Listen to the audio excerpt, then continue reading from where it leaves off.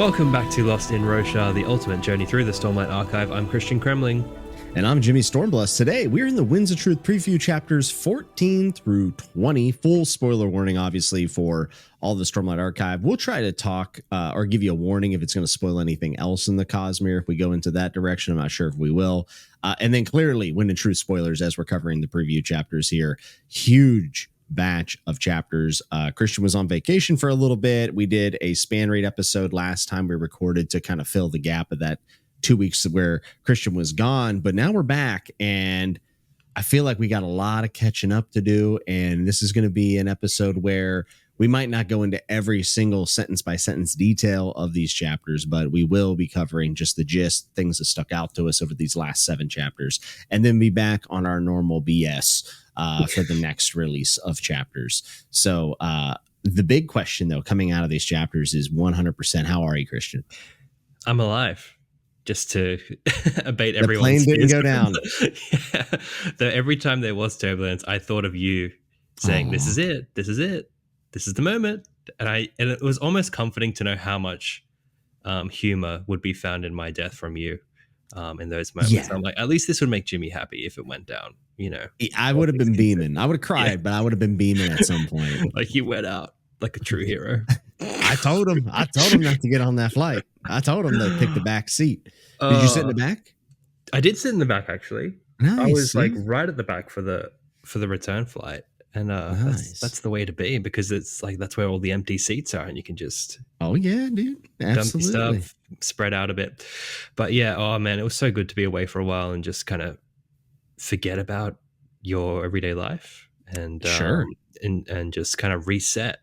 And then, you know, after a certain amount of weeks away, you come home and you're like, oh man, it ain't so bad. It's all brand new again. Yeah. It's like, I can do this. All right. And with that, I found Stormlight again because I'd totally switched off from Stormlight for a few weeks.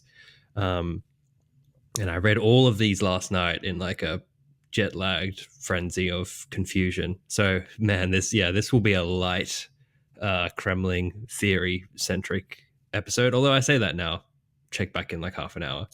But I can't get to, like, there were some lines I'm like, oh, that's probably important, but I'm really tired.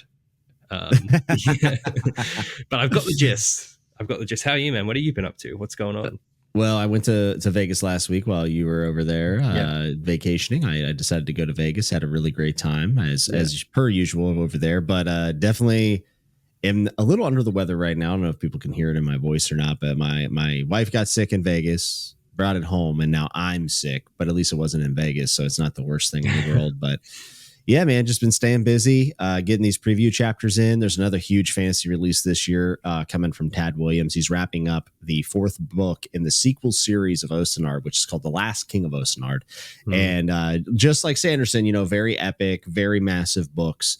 And this series had the first installment was Memory, Sorrow, and Thorn, which is one of the most famous trilogies in fantasy, but this has been going on since 1988. Wow. So 36 years of history in Ostenard. And supposedly he's going to write some other books in Ostenard, but they're going to be like side novels. This is like the last main installment of the series.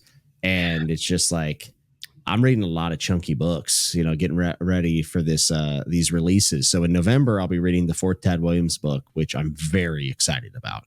And then in December, when in truth, you know, the full book will finally drop and we won't be reading things on the internet, which, guys, I hate reading in my browser. Like I detest it. Like I hate it.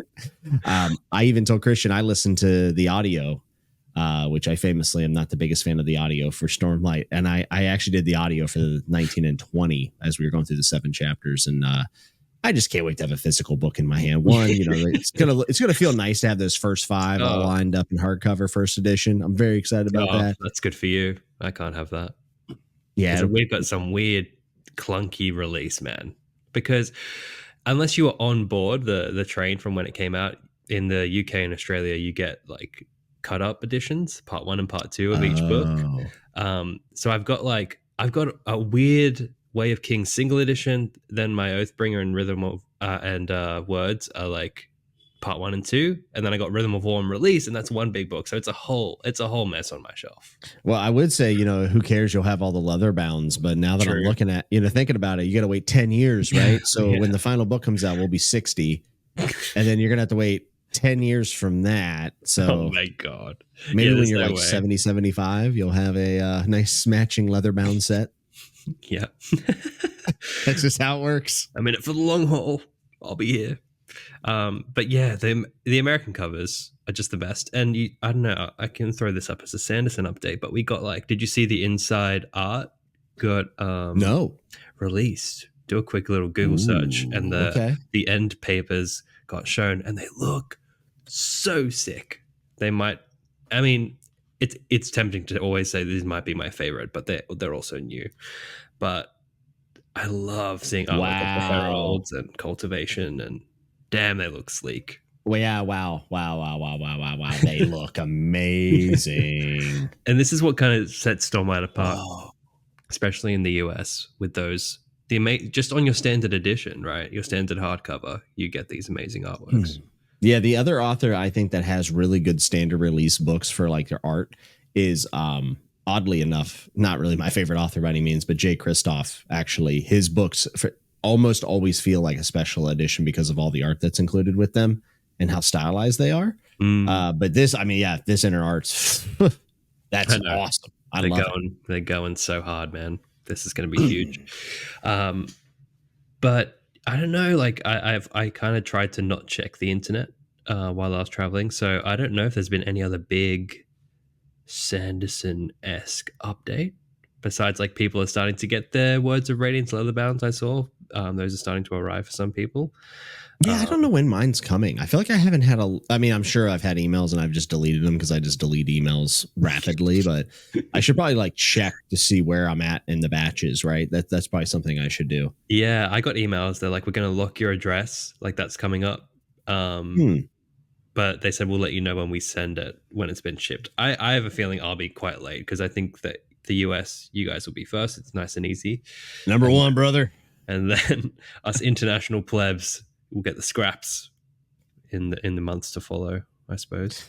Well, yeah. I don't know because I'm kind of looking here, and so it comes from Backer Kit, right? Yeah, I think so. Yeah. I see a new project update. Shipping will commence soon, but I didn't get anything to lock in an address recently. Well, they just make sure your address is in because they're all going to be locked soon. Maybe you deleted that one. I probably did. I'm Maybe terrible. Went to spam, yeah. I'm the worst. I have faith that Honor will put it at my doorstep whenever I need it. What a good foreign man. Yeah. Oh, dude. You know what I do remember? Straight and narrow. Oh, absolutely. I did because look, I read 14 and 15 when they dropped, and then I read the rest last night. But I was laughing to myself because of all our inside jokes getting shout-outs in 14 and 15. One was the safe hand with the awkward getting caught in the act, and she's like, should I cover my safe hand? Does that make you feel better? I was like, Jimmy would be loving this scene. I was thriving. Yeah. I was thriving. And then there's the strap metaphor. Did you catch the strap metaphor? Dude, I almost sent a picture of it to you. I try never to react to the chapters. Yeah. And that's even when I reread. I try not to talk to Christian about them because I want it to be organic on the show. Yeah. I almost screenshotted that and sent it to you and just put the straps back, mate. The straps back, baby. Oh my God, it was so perfect. I can't believe he threw that in there, thinking we wouldn't notice. Oh, he knew. Oh yeah, he knew what he was doing, dude. I was so mortified. Good. I had flashbacks of the plot. I was like, oh no, oh God, no, not the strap. Anything but the strap. You know what it felt like? It felt like Bilbo Baggins, where he's like, I feel stretched thin like too little butter over bread, or whatever he says. And that was the metaphor. It's like a strap that's almost breaking or something. Hey, we've been there before, dude. We don't need to revisit that. Who needs Tolkien? We got the strap, baby. We got the strap. Get the strap, man. I'll tell you. So I guess we'll just go into these chapters. I mean, we got a lot to cover to talk about, and I'm sure we'll end up in some weird place by the end of this episode. But I like these chapters. I liked pretty much all 7 of them. I'll talk a little bit about some things that I found maybe peculiar, or that maybe I wasn't even the biggest fan of, like maybe some of the devices and stuff. But I mean, largely, I actually feel like I've been more at home since the interludes in Stormlight than prior. Yeah. Something felt a little bit off to me with the writing and in the early stuff. And that wasn't just us. We also saw that there was a big post on the Cosmere or the Stormlight Reddit, and people were kind of just conversing about it, saying it did feel a little bit different. But I felt like the interludes, me and you both love the interludes. We thought that they were complete throwbacks to early Stormlight. And I thought that these 7 chapters were great and truly are highlighting something that me and Christian have been calling for since we started this podcast over a year ago now. And that is, please show us more of Roshar. We want to go places. And it seems like our protagonists are going to be thrown around. We're going to be going on. We're going to split up and do some questing and trips and everything else. And I think we're actually going to see a lot more. And Ben and how do you pronounce the Y name? I'm going to have you do it so I don't mess it up. Oh, I just call him Gorks. That's the nickname. Gorks is the best way to do it. It's what is it? Yanagorn. Yeah, but I just ain't gonna try Gorks. Yeah. Well, I like that these characters are being brought even more into the forefront. We got to start questioning how they're going to play out, and I actually think there's a decent amount of side characters that are going to have pretty prominent roles as we go on. But have you heard any of the consensus about any of these chapters? Any of these 7? Not really, to be honest. I did. Okay, what are people saying? So nothing about the ones recent, not the 3 batch and the 2 batch, but 14 and 15. I saw a couple people reacting in a way, and they were like, "I can't believe Sanderson is diving into the romance side of things, and he's talking about sex in his books." And I'm like, "Well, it's about time." Well, no, here's what I was thinking though, bro. I was like, "Oh, he wrote like an explicit sex scene. Like this is okay, okay." I mean, I had some people say, I felt very uncomfortable reading it, and this and that, and I'm like, "Oh God." So I read it. Oh, you're a bit worried. Yeah, I read it, and I said, "That's it." Yeah, it's just like Fade to Blacks, right? Or just like fading from black and being like, "Oh, that just happened." Yeah, it's pretty chill. So confused.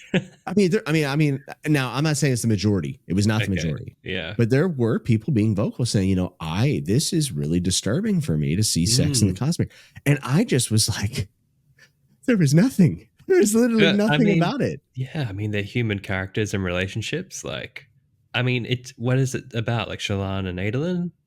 Shallan and Adolin and Wit and Yasna. Wit and Yasna was everyone was kind of not sleeping.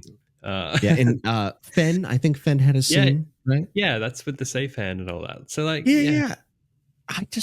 there was no spice at all. It was as mayo as it gets, dude. It was just mayonnaise on bread. And I was just like, I was almost disappointed. Like I was like expecting some details or something, but it was very in good taste. And I was laughing at people who were clutching their pearls. I'm not going to lie. Like I think it was hilarious. I mean, read one Joe Abercrombie sex scene and that's what I was thinking of, dude. Nothing can deter you from that point onwards.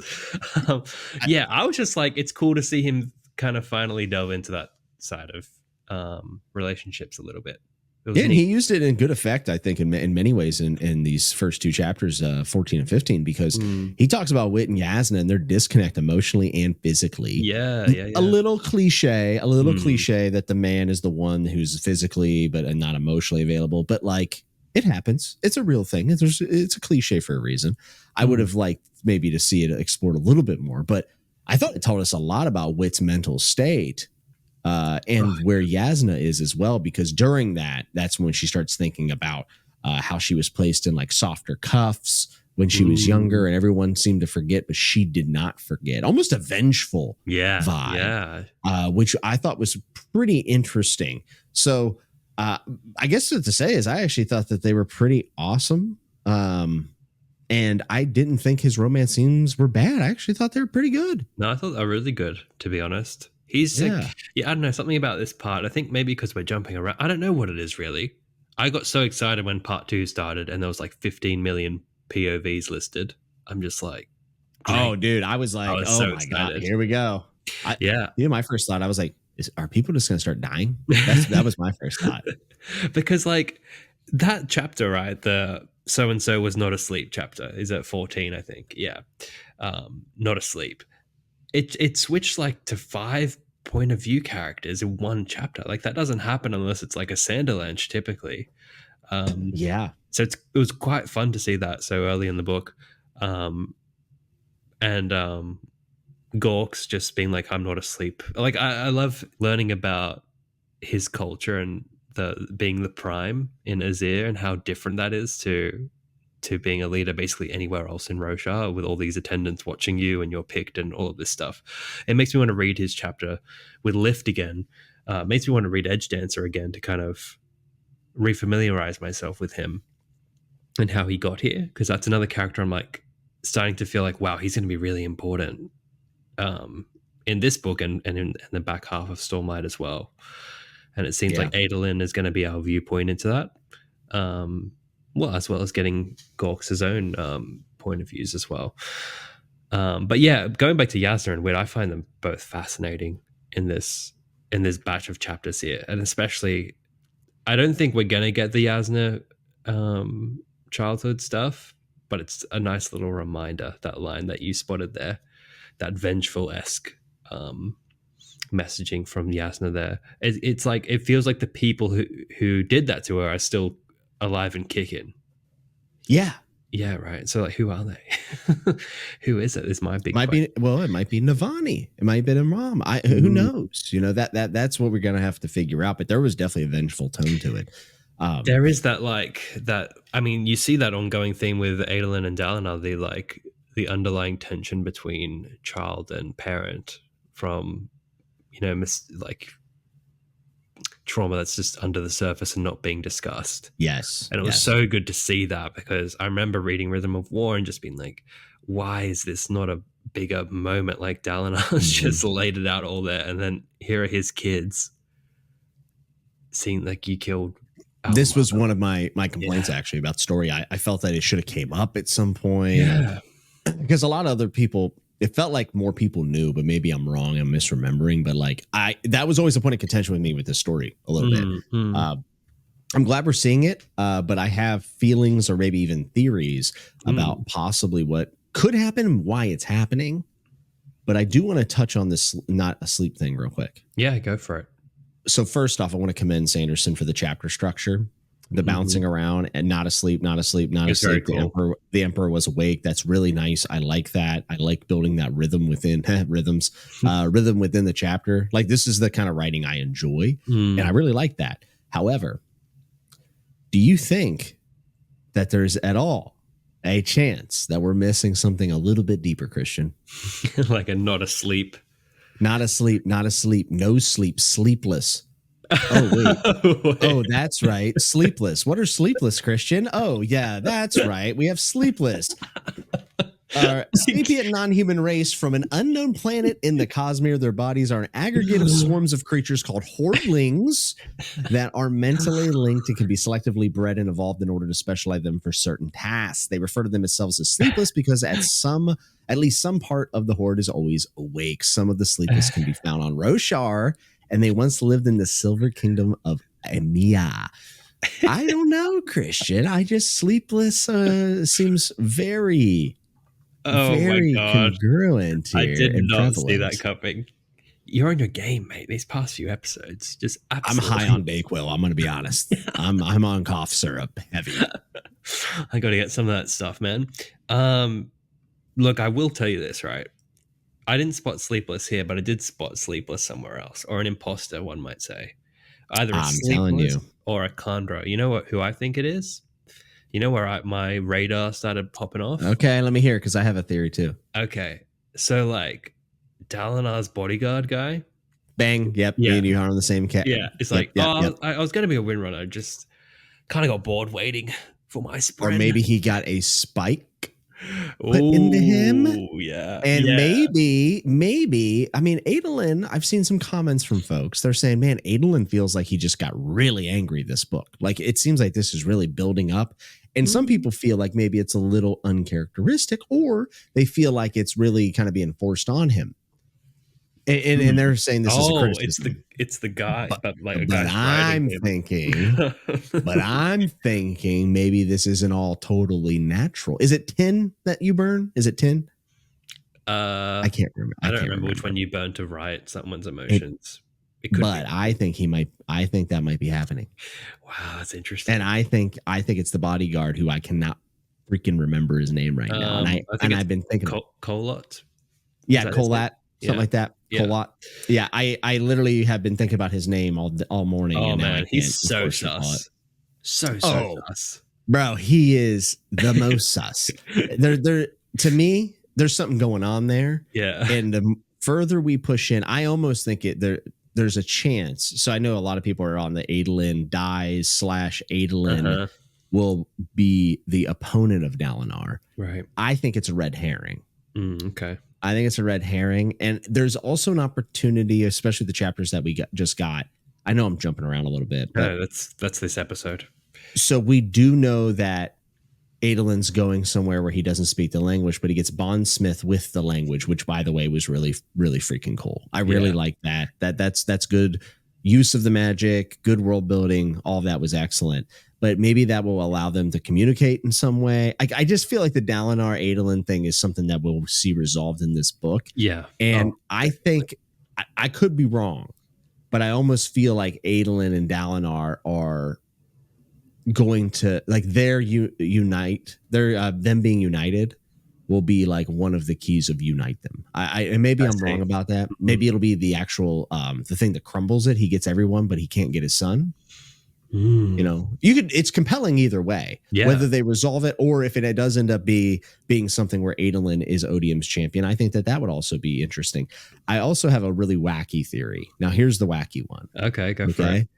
I think Adolin's anger and all this stuff is very not new, but like really bubbling up to the surface, kind of like a bubble bath. Yeah. And we see showers used for the first time here on Roshar, if I'm not mistaken. And right. He's went to Lush. He went and got a bath bomb and all these soaps. And I'm thinking, well, where did these soaps come from? Oh, these are like emotion soaps. I don't trust the soap dealers. I love what this podcast has turned you into, Jimmy. An absolute crazy conspiracy theorist. I mean, there's fluoride in the water. Yeah, I know. People are like, ooh, a sex scene from Sanderson, and you're like, what are those soaps doing in that shower? And how I don't trust it, my boy. I don't trust it. I mean, I like the way you're thinking, but I just don't have any basis for like sus soaps. Where did he say he got them from? He does mention the vendor. It is not consequential. Okay. Yeah. I'm wasting everyone's time with that. I'm trying to give you the benefit of the doubt. But I appreciate it. You were mentioning champions, right? Did you notice our little legend champion stumbled into the scene? The Gavalor? Yeah, Gavanor, man. It's like now I'm trying to re-familiarize myself with the context of when he shows up. So it says, Dalinar trailed off as he noticed someone approaching down the hallway. The nursemaid carrying little Gavanor dressed in his schoolchild's outfit of knee-length trousers and a blouse. And then Dalinar's like, what's wrong? And he's been crying from getting nightmares all night. And then he says, eyes. His eyes were red. Yes, they were red. And he says, Grandpa, you promised to play swords with me. Oh, we're going to play swords, buddy. We're going to play it. We're going to play it for all the marbles, kid. Dalinar is going to spear this child. You know that, right? Yeah, Dalinar's like, I'm sorry, grandson, but the fate of Roshar is in my hands. Eat my steel. I am the Blackthorn. Oh, let's go. But like, he's getting nightmares, right? And his first thing to say is, you promised you'd play swords with me. I don't know, that imagery. That imagery duel after waking from a nightmare. That and red eyes, like it just feels like signposting to me. It could be a red herring, right? It could be a red herring. He might be messing with us a little bit and throwing us a bone or two. I mean, Sanderson's plugged into the community. He knows the baby champion theory. Yeah. Even if he is I'm messing with actually, us, I love that he's messing with us. I love that as a shout out to it, at least. oh, for sure. You want to have open possibilities. This is actually one of the reasons why A Song of Ice and Fire is so relevant, even with no ending, and then like will continue to be. One of the reasons is because we can speculate on so many different things that all they make sense to varying degrees about some of the theories, and then a lot of them don't even need answered. They're actually more compelling when they're not answered in some ways. So for me, this is that. Except we're going to probably get an answer at the end of the book, right? Of who actually Odium's champion is. But this is a really fun what if scenario. So let me ask you this: between Gavinor and Adolin, who would, if one of them were Odium's champion when we get to this? Who do you feel is more interesting to be put in that role? I mean, right now, actually, I would say Adolin because of the conflict with him and Dalinar. Okay. Right now, I would say that. But just from a pure plot twist, Taravangian's a mastermind perspective, then there's the Gavinor play, where it's like, because there's a big emphasis of like, oh, wow, Odium's vessel has changed, and they're so smart and different now. Like, they thought of bending rules. So it's kind of, that also is like, oh, maybe he will do that. I think they're both quite interesting. Personally, just because I like wacky theories, I would rather the baby champion theory to come true. If it does come true, these lines right here are goated. Yeah, they're so good. Like that would be some masterful diction by Sanderson to pick these exact words. I would love to see that. What about another thing? So here's the thing. Yeah, I just don't see how you do Adolin and then maintain a relationship with Shallan. I don't see how it works. But there's a chance, because it seems like Dalinar and Shallan in the most recent chapter seems like they're going to be going off together, maybe spiritual realm. Yeah. Oh, so maybe paths, what if Dalinar sleeps with his sons? I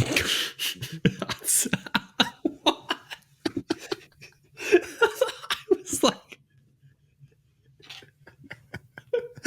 I broke Christian, ladies and gentlemen. Man, every time. I was like, oh, he's so professional after a few weeks. Look, no curveballs. All right. You've had that's the only way it would work. That's the only way it would work, and that's not going to happen. No right? way. No way. So I'm sorry I don't see it, unless if Shallan somehow, like, he loses Shallan and that sends him over the edge or something. Like maybe the thought of losing, like he thinks he's lost her, right? Because we think Shallan's going other places. We all feel that way. Yeah, so you know what? And it doesn't feel like there's room for Adolin in that story. You know, I don't think it's going to be Shallan and her partner Adolin. I think it'll be Adolin might take up honor. Stop it! No, he won't. Why not? No, he won't, Jimmy. Come on. Why not? I mean, I think that's a whole other conversation. We can have that conversation if you want of the whole. By the way, Honor's power's just chilling, waiting for someone to pick it up from Cultivation. Oh, that and the Stormfather and Cultivation. That'll be its own topic in a second. Yeah. Okay. So I just feel like Adolin's in a weird spot. Yeah, and what you could point at here is that Adolin dies. Like, we're in a position where if Adolin dies, it would kind of make some sense, because I think Shallan's off the bigger things. I think Dalinar is going to be a different thing, literally. Yeah. Like, he'll be, he might be the Stormfather. He might be Honor. Who knows? Now, one thing we should say is we're speaking as if it's fact that Shallan's going world hopping. It's not a fact, as far as I know. So we are presuming a whole bunch when we're talking about this, but this is what we do. We talk smack, and we're just talking shop right now. But one thing about Shallan that we have to keep in mind, though, is whenever she's cuddling up to Adolin right here, she says, "Sometimes I forget that I'm alive." That's weird, dude. Like, wait, what's the line? She's laying with him in bed, and she's basically saying, like, you make me feel alive. And then she's like, sometimes, like, I have to, like, just remember, oh yeah, I'm alive. And it's like, wait, what? Because some people are proposing. Oh yeah, it says, yeah, heat is life. It reminds me that I'm alive. And he's like, you forget that? Once in a while, she whispered, then leaned on him, wet hair against his chest. You're warm. And this is classic Sanderson. He throws out a sus line. A character responds knowing it's sus, and then completely disarms them with "Oh, you're warm." This is something. If this isn't something, I'll be damned, because I think it is.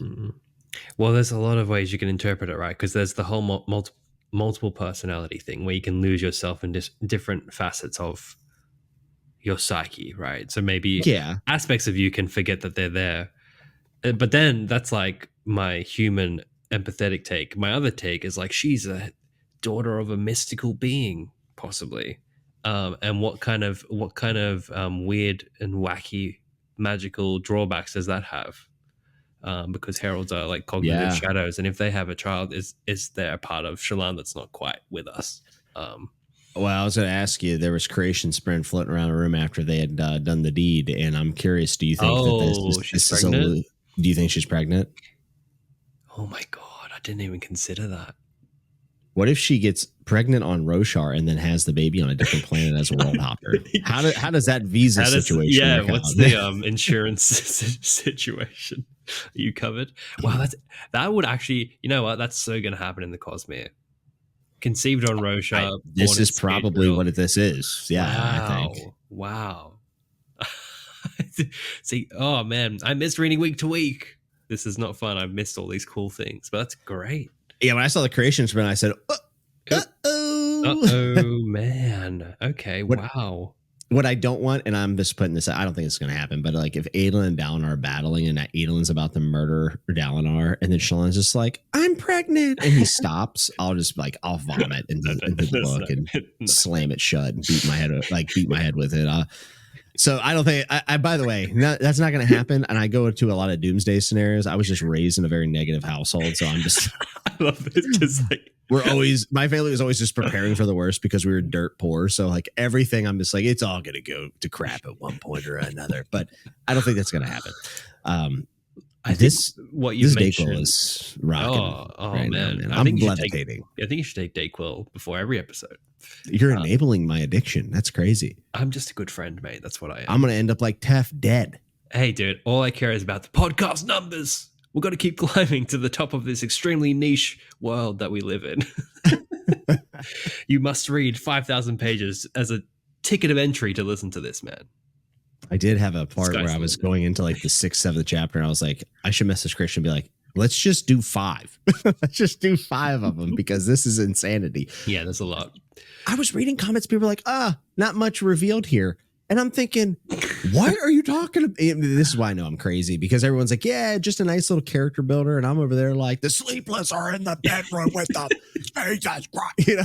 It's like Stones was mentioned 8 times on the page. I just sipped my water and just said, yep. All my confirmations I've ever needed are right here, because I mean, dude, we finally see Kaladin and Szeth. How about this? Oh man, buddy cop movie, scene 1. Beautiful. Well, me and you asked, right? We said, well, when are they going to start seeing things they hadn't seen before? You know, when are they going to be able to get over to Shinovar? Yeah, straight away. And we didn't do any end stops. We didn't do any Matt and Rand playing the trombone for money. We didn't do any of that stuff, dude. We literally got there. What do you think they talked about on the way over? If I had to guess, probably their 401ks. Maybe the S&P 500. I feel like Kaladin's a crypto bro. Yeah, I think Kaladin was like, how do you get that cue ball kind of look there, Szeth? I was considering a new... I just don't have the head shape for it, man. I've always wanted it. Kaladin just manipulating them air molecules for a quick, Zoom call. Like, just the stuff they drop in. Oh, yeah, he manipulated the air molecules to talk. Just throwing a bone to like the cosmonauts out there, man. Like they do a lot of stuff unconsciously. Like there's no way Kaladin's like in the molecular level. Maybe he is, dude. Maybe he is. Hey, he couldn't understand weeds. I thought that was hilarious. Bro. He couldn't understand anything in Shinovar. And you know what? It makes me think back to Risen and think she had a really like great response to Shinovar, because Kaladin is completely out of his depth. The culture shock is rattling our boy. He's like, well, surely there will be normal plants down here and these ones will die. And then he just sees like the Shire below him and he's like, whoa, so everything's like this? Man. Yeah. And what's with his Spren? Well, that's what I'd say, but the Spren in general right now are kind of throwing me for a loop, because I thought it was interesting that Sill's like, well, maybe our plants taste better. And right. so she's super unaware of this place. Yeah, and true. remember we see Shinovar and there's no Spren there, and like what's up with that? So like it kind of reinforces that. So I thought that was good consistency from Sanderson. But yeah, how about Szeth Spren? What are you thinking about this, dude? Okay, I heard a wild theory. I'm gonna wait till you're done. Okay, well, okay. There's a few things that just like you read enough Sanderson, you know what you got to look at for susness, right? Right. And not being named is extremely sus, of course, because then you're left to speculate about who this Spren may be. Firstly, it's weird that this Spren has not given Szeth his name, and it's also a little strange of how like kind of controlling and judgy this Spren is, because usually a Spren bond, it's kind of like your best bud, Yes. who you confide in and stuff. And he's like, "How dare you get sentimental over a dandelion, you pansy!" Like he's just so mean. Okay, but I thought there's okay. This is a wild one. It might be trying to connect dots that aren't there.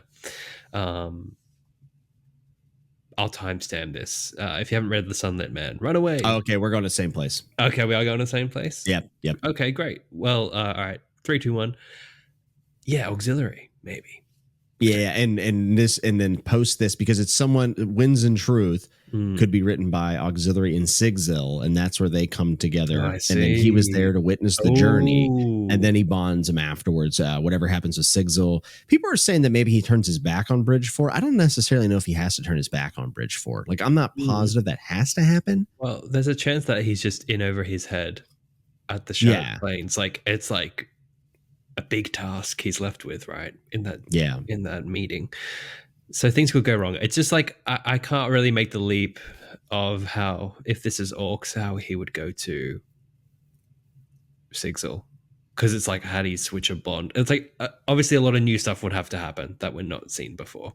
Yeah, definitely. I don't know. Maybe it's Ox or maybe it's something else. But I think the Ox thing has some legs. And it's pretty interesting, and it also would tie up nicely the Wind and Truth excerpts that we were reading, right? I like that connection to it, because a part of me, because Orcs, is so damaged in the Sunlit Man, and he's monotone because he's lost his emotional capabilities. He's still a bit sassy and a bit witty. This doesn't seem like him, but people and Spren change greatly over time. And we've seen that, like the Gaz dialogue in these chapters is like, oh my gosh, is this the same guy from The Way of Kings? Like, is it? I'm gonna keep driving past that one because I will get distracted. Okay, go for it. But I just mean like changing and bettering yourself as a person is like such a core tenet, basically, of Stormlight. So yeah. That's more evidence that it could be Orcs potentially. But sure. like it's just the Szeth and Kaladin dynamic is somewhat confusing to me at the moment. Like there was more tension than I expected. Like I don't know, like when Szeth was getting mad, I didn't expect him to get mad, sort of thing. Like usually when someone's getting offended, you can kind of be like, oh, that's why. But with Szeth, I'm like, I mean, he's like, what did you expect? Like this guy's clearly. Like I thought he has a sense of humor about it in his head, but when he's like talking to Kaladin, he's like, you're a bloody idiot. I don't know. Maybe I'm reading too much into it. Well, I think Szeth also just struggles with self-loathing and interacting with people. I mean, talk about culture shock. I mean, that's a guy who went through culture shock, right? Being excommunicated essentially as well. Probably a pretty big deal. Probably hurts your chances of connecting with people. Yeah, and he does connect to a lot of people, though. They just happen to be in his head, like all the time. And what's interesting here is that if I read this correctly, it suggests that he's heard voices like his whole life in his head, like not just recently. It's been a lifelong problem. Wait, and I might be wrong, but didn't Yasna also hear voices? Look, it's a fantasy book. Everyone's hearing some whispers. Yeah, fair. But I think I don't know. I don't recall that with Yasna, but maybe not. I might be. I read a lot of fantasy books. I'm probably thinking of another fantasy book where someone's talking in someone's head. Yeah. Well, the chapter is literally called "Ruled by Voices." Yeah. And it's the first Szeth chapter, which stands to reason that this is obviously a bit more important than just like talking about what's happening in the moment to moment. Yeah. But he says, had there ever been a time when his life hadn't been ruled by voices? So it seems like it's been from day one, someone's been kind of in his head. Could be a stone shaman thing.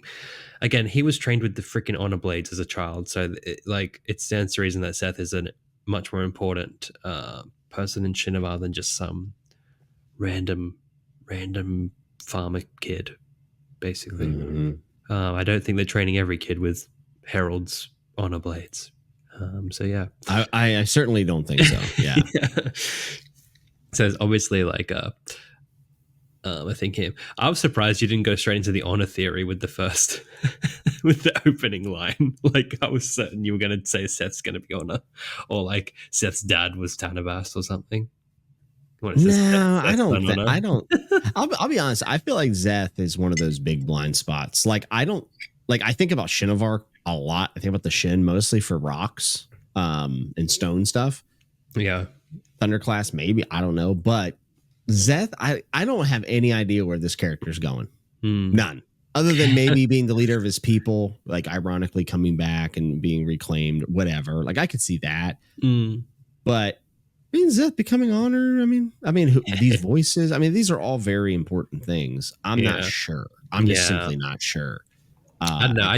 Did you feel like I felt immediately a stronger connection to him when how emotional he got just like touching down on soil, and I suppose that's like very relatable for us because we're not Rosharian. We are from planet Earth, and there's nothing. Yeah, he's the alien POV in the cast from all the points of view, but he's actually more like us probably than Kaladin and the rest of them. Yeah, he's just an Irish dude returning to his flock of sheep. What's the crack? Can we talk about Gaz real quick? Yeah, hell yeah. One-eyed Gaz. Dude. So what do you make about them bringing up, like, was the gambling thing just to show that he's changed? Yeah, well, I think yeah. And and I think it's like teasing us about his next ideal that he's going to say. Because like, weren't you crying about what you did to the Bridgeman? And he's like, yeah, but I was drunk. We all do dumb things when we're true. So it feels like that's his next ideal. I don't think it counts if you're inebriated. I don't know. So okay. I think you're right. I again, this is me being dumb. Okay, this is not how it works. We always see people changing for the good, mostly, and not a lot of backsliding. What if Gaz gets caught up back again in this gambling? And I'm just thinking, like, how could the Ghostbloods use Gaz against Shallan? Right. Well, that could, I don't think you're wrong with that being a possibility, because they make the distinction. He's like, dude, I didn't change. Just my good mates here just told everyone to kick me out if I showed up. And now that we're going on road trips, I'm sure there's a lot of gambling dens. It's the end of the world. I'm sure everyone wants to play some blackjack. Yeah, and who's to say that maybe his debts weren't taken care of by the Ghostbloods and that cleaned him up, and then they're promising him big I don't know. For some reason, we're talking about Marays, Ghostbloods with Shallan. And for me, I was just like, man, I feel like Gaz is in such a good place to be used against her. But I don't think that's the kind of story Sanderson most likely wants to tell. I'm not sure, because I feel like he likes having characters in the background who are infiltrating, and with all this light weaving and subterfuge, it feels like the perfect book to be like, aha, look, 6 of us were Ghostbloods the whole time, dummies, and they all jump out and spike Shallan, bam. Wouldn't that be crazy? Yeah, you never know, man. I think there's a lot of Ghostbloods hanging around. Okay. Whether Gaz is in on it or not yet, I'm not really convinced about Gaz. It's interesting though, because he got like quite a bit of spotlight in that moment. So it makes you think something's going to happen. Obviously, it's not just a throwaway with Gaz. Yeah, but he's definitely important. Yeah, sure. I was just shocked to hear him like vocalize the regret about Bridge 4. I wasn't ever expecting that, you know. But he like he's still not okay with Kaladin. He's like, he's doing all this to get back at me. I am the self-righteous little jerk. So, I don't know, something about people hating on Kaladin's like being the most perfect chiseled hero ever is kind of funny. It is. Yeah. You know, you can poke fun at him a little bit. Yeah. We love him, but goddamn, isn't he perfect? The bastard. Yeah. So, you know, we pretty much are just jumping through these chapters as is. So another big thing we really need to talk about, and this is where I was kind of shocked. I felt like people, at least in the comments I was reading, it did not feel as if people were all that fired up about Honor, Cultivation, and Stormfather. But really, like people are like, oh, it was a decent chapter. And I'm just thinking like, oh my God, bro, Cultivation didn't tell them about Todium. Cultivation's just kind of, oh yeah, interesting. Like also showing up. I mean, that was a huge deal. Yeah. Honor's power is around and up for the taking. And also the Stormfather, one more sus than ever, but also was sitting there kind of a little bit upset, maybe possibly that Ray's died. And then doubles back and is like, oh, I would have liked to hit lightning on that grave again. And it almost felt like there was some kind of personal thing there, which I thought was really interesting. But yeah, let's talk about this a little bit. Cultivation in the flesh, withholding information. Honor's power is just hanging out, apparently. Yeah. I'll say I was totally shocked to see Cultivation show up because it's rare that a shard just shows up in a cosmic book. Extremely rare. So to see it here in part 2 was shocking and amazing. I also noticed that her voice sounded like Stone's. Just wanted to throw that one out there for my goodness, for the stone homies out there. But I like that she's not telling them too much, but at the same time, I'm like, Dalinar, he's like, this is a load of creme, just stop being cryptic. Poor Dalinar, who's been plagued by like fantasy visions that aren't super clear for the better part of however many years. But I think Cultivation, being a shard and being this millennia old being, is playing obviously a much longer game. And despite being more involved and heavy-handed than she usually is now, she's still not giving up all her cards, right?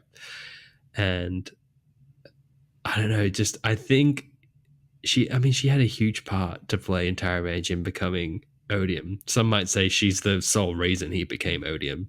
Yeah. And she's already known, like, she found out pretty quickly that she's stuffed up, or like, well, that it didn't work out as well as she would have hoped, right? So you probably don't want to advertise that to mere mortals, you know. Yeah. What did you make of Culti? So, I mean, Cultivation's obviously up to something dastardly. I don't know why, but for me, it feels very dastardly, and has put these like an obvious restriction of information on purpose, right? Of course. Well, but she's also like basically like become Honor, please, somebody. She basically says that. But is also withholding the information about the switch between the people, and then her role in it. And then while we're sitting there, and this is what was in the back of my mind the whole time, is that Sibling gets a lot of screen time with Navani here. And Sibling, obviously being the spawn of Honor and Cultivation. Like, how is that going to affect Sibling? I'm not sure. And Sibling's like spying on everyone in the tower. Navani's like, you shouldn't be doing that. Like, yeah, no, there's something weird going on with all of this. Yeah, well, it feels like Cultivation's, I don't know. You just get kind of like good guy energy from Cultivation for some reason. I don't know why that is. Maybe it's the nature healing aspect, but I think it's she's got a massive grand plan, right? Because she obviously has picked a shard for Odium, more or less, or allowed that to happen. Yeah. And now she's like, hey, wink, wink, nudge, nudge. Honor's power still lives, Dalinar. So you might want to like check that out if you're available. Yeah, you should probably go to the spiritual realm. Like, you could totally do it. Like, I believe in you. And the Stormfather's like, it is also, you know, talking about restricting information. Dalinar's like, I could have done this all along. And Stormfather's like, well, it's really dangerous. I just didn't really think you should do it. I'm torn. And I'm sitting there like, well, why is that? I'm really torn on the Stormfather, man, because obviously we're looking at him under a microscope after the prologue. Yeah, Are if that you? was even him. Yeah, right. So because he describes the air shimmering in a similar way to the prologue. Yeah. And it's just like this thing of like, was it meant to be mentioned more in the earlier books, or is it only shimmering now? Is this a different Stormfather or something? But Well, they even say in the text, they say, "I miss old Stormfather." yeah, and I was like, "Oh, come on!" he used to be so happy. Yeah, Yeah, this is my brain's hitting a little bit of a wall because I've read so much and haven't been able to dive as deep as I usually do week to week. But it just kind of shows the tiers of characters, right? You've got your average Rosharian civilian. You've got our main characters here who know a little bit more, like the Radiance and obviously Dalinar. And then you have these beings and gods like the sibling, Cultivation, Stormfather, Wit as well included in this, who have like such larger stories at play with such different motives. Because like the whole time, Wit's like so caught up in his own story, right? Everyone's like, wow, we've got a new vessel. What the hell does that mean? And Wit's just like, damn, like someone got me. Like he's so caught up that he's been outplayed. Yeah. And it seems he's less concerned with like how that affects everyone else. He's more like, oh man, like what does that mean for me? I think so. You're right, but I also do think there's this bigger, like almost like a butterfly effect that he's thinking of, because he's like, if I miss this, what else have I been missing? Okay, true. Yeah, there is that. And we know that he's missing more, right? Than just those 3 minutes, right? Well, I just kind of thought it was just those 3 minutes. Do you think there was more? I think there could be more. Okay. I think there could be more. Well, I mean, I think Wit is not out of the running. And this is me calling back to earlier in the episode. I wanted to wait till we talked about him. I think there's a chance Wit could be Odium's champion. Ooh. What gives you that idea?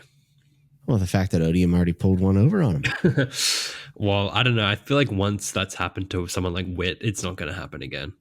I think, maybe you're right. He's rookie luck. Taravangian went into the court and just kept dunking on people, and now we know who he is. We can strategize. I've always just gotten this feeling that Wit and Dalinar were at some point going to come to blows, though. Just remember their dialogue when we were rereading Way of Kings, like very on edge. Yeah, he said, like, I'll watch this place burn if I have to. Yeah, and kind of like, if you're in my way, I'll do what I need to do. So I just always felt like there'd be some sort of confrontation, and maybe that will ultimately be what happens. Like maybe it won't even be for Odium, but Wit doing something that is like not what Dalinar. I don't know. I'm not sure, but I do think that Wit's going to have a bigger issue with sides to pick a side later, possibly. I also thought it was super interesting that Wit went and talked to Frost. Yeah, just on his bone phone. It was like dude, he holds up the bone as if that explained anything. That was a funny line. Yeah, I laughed at that. Yeah, like obviously. Duh. Yeah.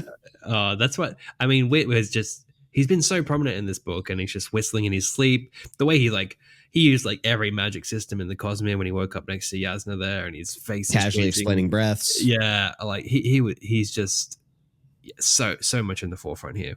But through our conversation today, like what I'm really liking, right, because Stormlight's been very much like the evil fused against the shiny radiance, right?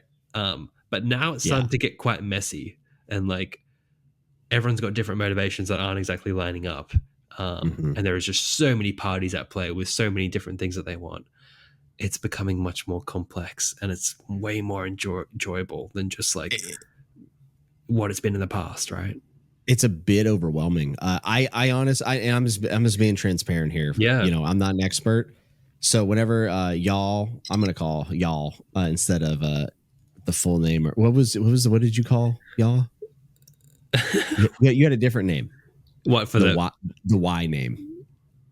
I have no idea what you're on about. Yonagon or whatever. Oh, I thought you were saying y'all like talking to the audience. No. Gawks. Gawks. Yeah.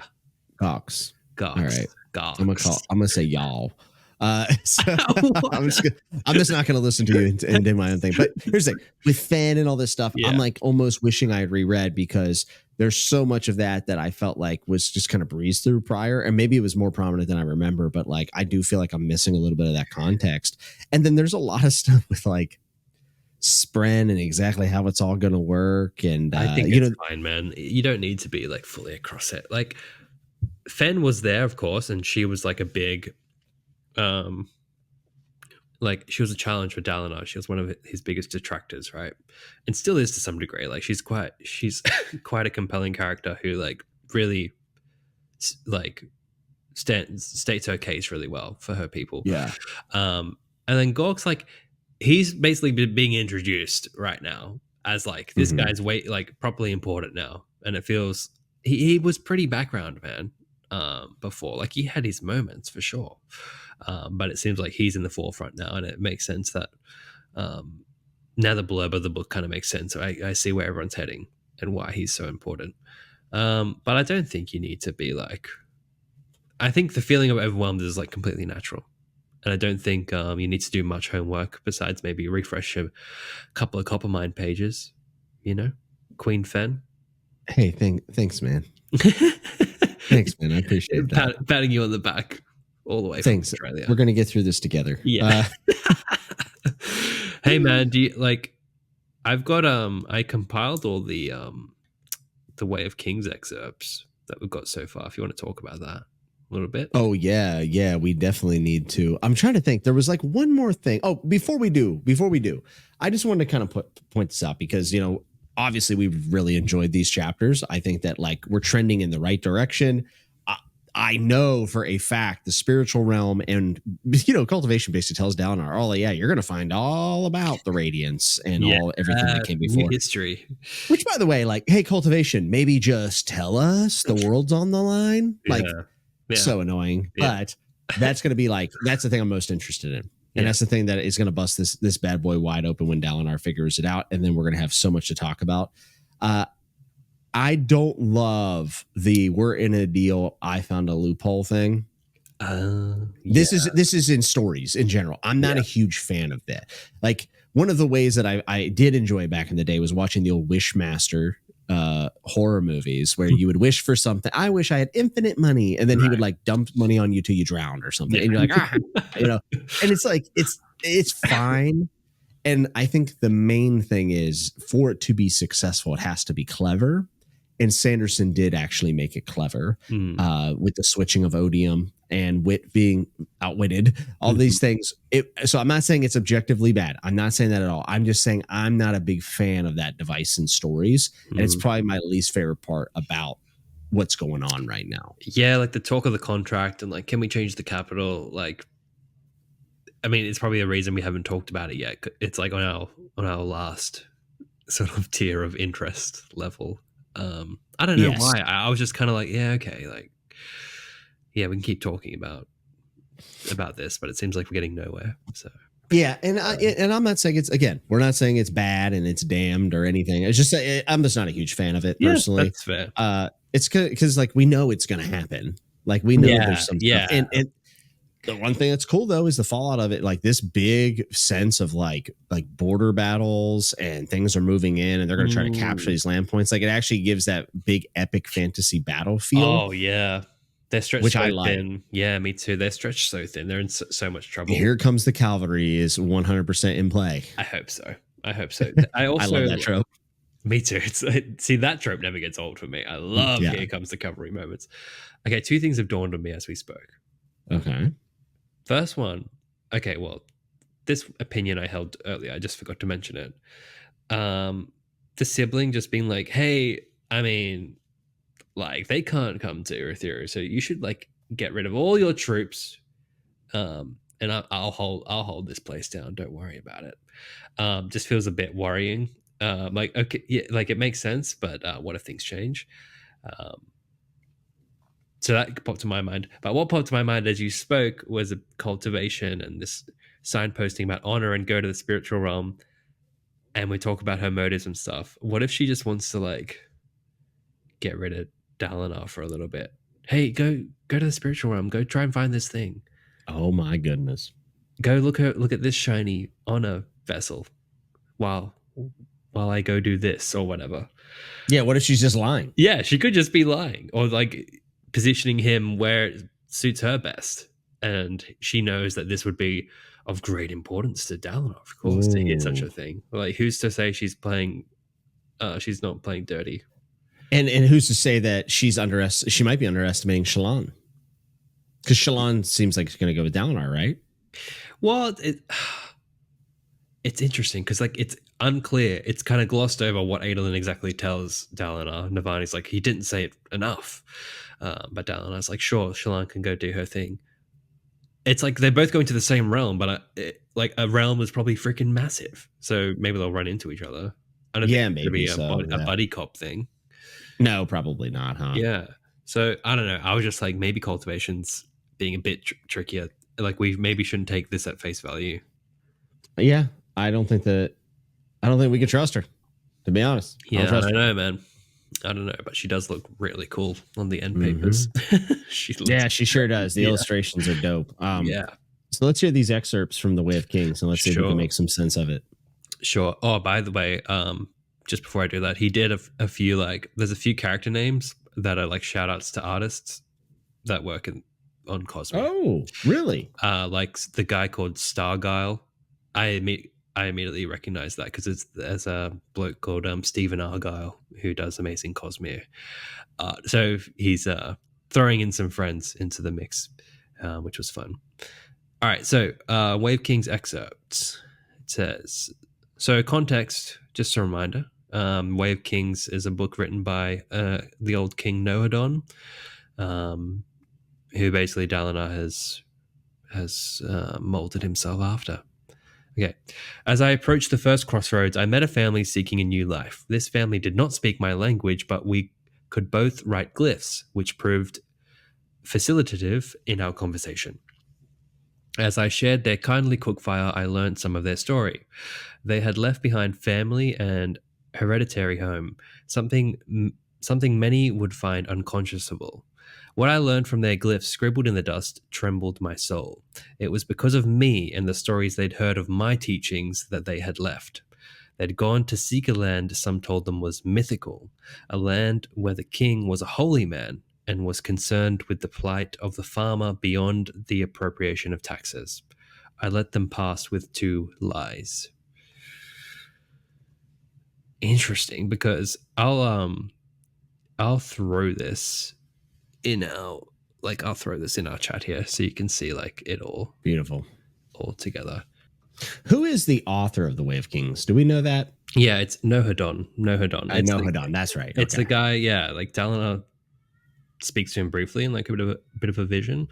So look, this seems to be like Nohadon in his earlier life where he was ruling much differently, because like in all the teachings we read later, it's like he's visiting the market and he talks to the common man and everyone's like, wow, he's so down to earth and not like a normal king, right? This seems to be part of his like journey to getting to that place. Like he obviously wasn't always like that, because he's met this family who's left because of him, right? Yeah. And what's really like sus to me is how vague the position of everyone is in these excerpts. Like, where are they? Where's this mythical place they're searching for? Is it Shinovar? Is that a mythical place? That's what I thought. That's what I was. Yeah. Or is it like, oh, they're going to like a different planet? Like how hardcore are we going here? It made me think Shinovar because of like the religious feeling I get from Shinovar. This is a land where the king was a holy man and was concerned with the plight of the farmer. Yes. Which we know they're farmers beyond the appropriation of taxes. I let them pass with 2 lies. See, that I don't understand. I let them pass with 2 lies. I have no idea what that is about. Well, they're probably thinking that the man is not holy and that it's not mythical. Oh, I see. Okay. Yeah, I guess it would be Shinovar, right? Like the whole farmer thing. And now that we've jumped to Szeth and Kaladin there. Yeah, it's probably just about to dump some hardcore Shinovar lore on us, right? I hope so. Yeah, but it's cool just to be like, hey, the Way Kings, we're back. We're getting like paragraphs from the meta book. Yeah, there's a lot of Way of Kings walking down memory lane in this book. Definitely, yeah. Like the in-world Way of Kings and just the book we read with Gaz and all the bridge stuff. The strap. Really cool. The strap. I'll never forget. Hey man, while I was on holiday, I thought of a new segment for the show, and I'm so pumped up about it. All right, let me hear it. I'm so pumped up. Bringing this on me last second. I like it. All right. So, Sanderson and his humor. It's a point of much discussion in the fandom. Some of us love it. Some of us hate it. It's a hit or miss. But we all like good puns, right? I thought we should do a Lost in Roshar bad joke of the week. And I thought of some up in my notes app. Oh my God. And I'm pretty happy with them, Jimmy. That was a long flight, huh? Yeah, it was a long flight. It was a long flight. I thought of one. I'm like, this is genius. This is absolutely what we need to throw in at the end of it. And I encourage other people. Look, I'm gonna give you 3, and you can tell me if it's a yay or nay segment where people either send them in or we have to come up with one each week. All right, get ready. Okay, get ready. They're bad jokes by design. Okay. All right, Jimmy, I've got a question for you. Okay. What do you call a Spren stuck inside who's looking out a windowsill? Oh my. All right, that's the first one. Next one. What do you call your mate on Roshar who you see live music with? Not a windrunner. I don't know. Tell me. Your rock bud. Oh my good Lord. He's got the soundboard ready. All right, final one. Let's see. This is seriously like failing on Jimmy, but I'm having a great time. Okay, last lame joke of the week. What do middle-aged men on Roshar say after visiting the doctor?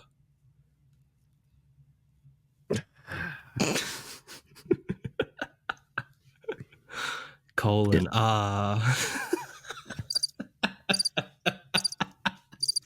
All right, people, you got to defend me with my amazing 3 a.m. written, jet-lagged, crappy. Those were all. I'm gonna be honest. Those were all really good, actually. Like that takes some creativity and some time. So I'm gonna give it up to you, Christian. I honestly give it up, everybody. Wow. I thought it was tremendous. I got to tell you, don't tell those to anyone in your real life. Okay? No.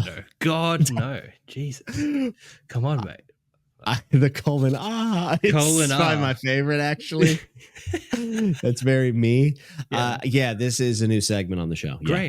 Great. Well, thanks for making me feel like an absolute dork as I did. If you guys could see Jimmy's just look of sheer disgust and disappointment during that. I was disgusted. You just wanted to show off the new soundboard. That was freaking awesome. I felt like it was an appropriate segment to use the soundboard. I was on a holiday and I looked at the windowsill of the hotel and I'm like, windowsill. I'm like, oh, how could I make that? Like, how could I use that? And then bad joke of the week was born. So let us know. Let us know. Either we have to like come up with one. Oh no, people just send them in. Yeah, send them in. Send them in to lostandroshar@gmail.com and you could be a part of the brand new hit segment where everyone clicks off the episode. Bad jokes of the Cosmere. Preferably Roshar, because I haven't read all the Cosmeres. If you want me to understand it, it needs to be like it needs to be Roshar. Yeah, man. Yeah. Colon R. I was like, I'll get him with colon R. I think I'll get him. All right. Was there anything else? Or I'm sure, but like covering 7 chapters, I feel like we did a pretty nice job. We will be back, kind of in the details, which is going to be good. Man. Yeah, we're getting closer and closer. We are. There's almost certainly like a couple characters we've missed, but that's all right. Look, it was always going to be like this. 7 chapters, guys. We've been away, but we'll be back in the pocket shortly. And we're so close. We're so close anyway. Like the book's almost here. It is. Yeah. I can't wait. Yeah, I can't wait either. All right, guys. Well, as always, thanks for accompanying us on this episode of Lost in Roshar. Remember, the most important chapter a man can read is the next one. We'll see you next time as we jump into next week's preview chapters. And if you enjoyed this episode of the podcast, be sure to leave us a review on whichever platform you listen on. And if you have any questions or theories, spam read us at lostandroshar@gmail.com. We'll see you next time on Lost in Roshar. Remember to keep that safe hand covered.